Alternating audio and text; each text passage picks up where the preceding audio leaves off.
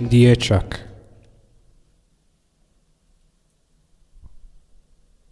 Ja sam samo siromašni dječak, koji nosio je na rukama obećanja, na životnom putu ljudi od leda, u kolodvorskoj osami ka nebu što gleda.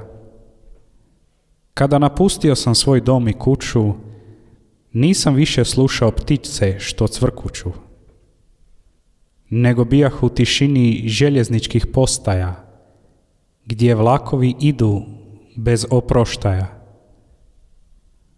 Tražeći mjesta gdje slomljeni se roje, tražeći kutke gdje tužne priče se broje, slijedio sam siromašne stope, tražio skrovišta gdje suze galope. Vapni li uzdasi spod zabačenih mostova, tamo gdje nemir i prljavština gostova. Kao dijete sam sa 12 godina pošao, u majci i ocu mir je nadošao. Kao jaram sladak breme mi lako, za toplu riječ dobrodošao je svako.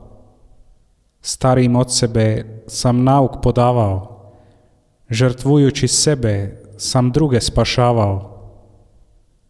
Al nema topline od braće mi velike, ni riječi od njih tuge prevelike.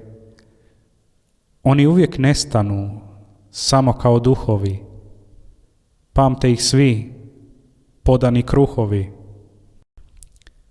Kad došli su po kruh, a nisu dali, siromašnom srcu su vrata zatvarali.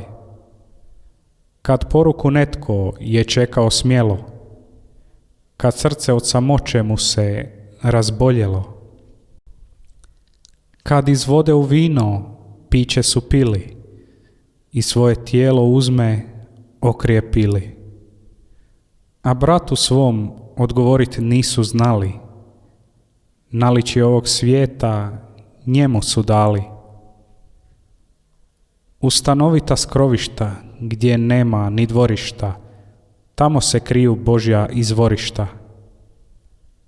Nema ih tamo gdje sjaj se nudi, nema ih tamo gdje bjedan ne gubi. Kršćanin sam, tvrdnja je velika, u njoj krije se ironična simbolika. Tko u srcu nema za brata svog sluha, taj kamena srca jede Božjega kruha.